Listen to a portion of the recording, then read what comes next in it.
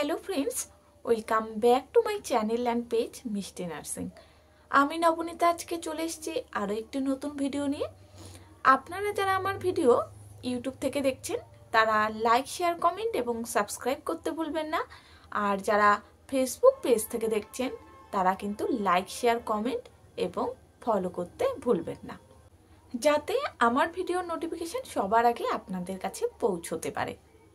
আপনাদের মধ্যে অনেক প্রেগনেন্ট মায়েরা রয়েছেন যারা আমাকে কোশ্চেন করেছেন যে প্রেগনেন্সি পিরিয়ডে লাস্ট ট্রাইমিস্টারে যে বাচ্চা হওয়ার যে ডেলিভারির ডেট থাকে তার 2-3 সপ্তাহ আগে হালকা ব্যথা, সাথে সামান্য রক্তের স্পট ও সাথে সাদা আঠালো তরল বের হয় কেন, এবং এটি কোনো খারাপ ইঙ্গিত নয় তো?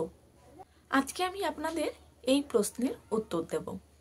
প্রেগনেন্সির লাস্ট ট্রাইমিস্টার মানে 28 থেকে 40 পর্যন্ত মায়ের পেটে বেবিকে নিয়ে বিভিন্ন ধরনের চেঞ্জেস দেখা যায়।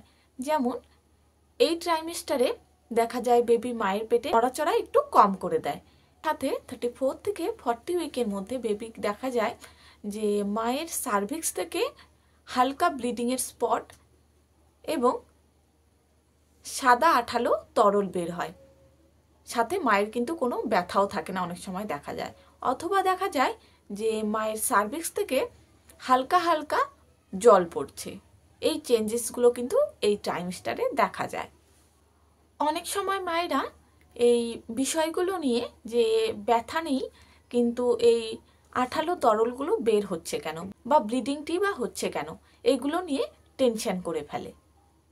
বাচ্চা হওয়ার 2-3 সপ্তাহ আগে মায়ের যে ইউটেরাস রয়েছে তার মধ্যে কিছু চেঞ্জেস হয়, বা বলতে পারেন ডেলিভারি হওয়ার 2-3 সপ্তাহ আগে বেবি নিজেকে মায়ের কোলে আনার জন্য কিছু চেঞ্জ করে নিজের মধ্যে। যেমন যারা প্রথমবার মা হচ্ছেন তাদের ক্ষেত্রে ডেলিভারি ডেটের আগে 2-3 সপ্তাহ আগে, এবং যারা সেকেন্ডবার মা হচ্ছেন বা তারও বেশিবার মা হচ্ছেন তাদের ক্ষেত্রে ডেলিভারি ডেটের কিছুদিন আগের থেকে মায়ের যে ইউটেরাইন স্যাক রয়েছে তার মধ্যে কিছু চেঞ্জ হয়। সবার আগে যেই চেঞ্জটা হয় সেটি হলো বেবি লাইটেনিং করা শুরু করে দেয়।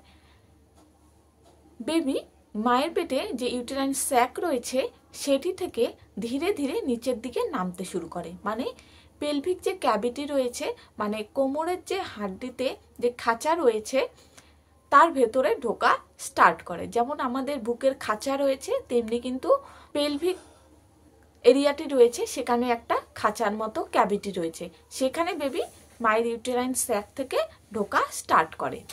এরপরে যেটি চেঞ্জ হয় সেটি হলো সার্ভিক্সে। ডেলিভারির আগে মায়ের যে সার্ভিক্স যেমন টাইট থাকে, ডেলিভারি হওয়ার কিছুদিন আগ থেকে এই সার্ভিক্স ধীরে ধীরে স্মুথ হতে থাকে, মানে ধীরে ধীরে স্ট্রেচ হওয়া শুরু করে যাতে বেবি স্মুথলি ডেলিভারি হতে পারে। সাথে যে সার্ভিক্স রয়েছে সেটি সফট হয়ে যায়, যার কারণে এই সময় মায়েদের অনেক সময় পেটে ব্যথা হয় বা কোমরে ব্যথা হয়, অনেক সময় দেখা যায় মায়েদের কোনো রকম ব্যথাই থাকে না কিন্তু এই সিমটমগুলো দেখা দিচ্ছে।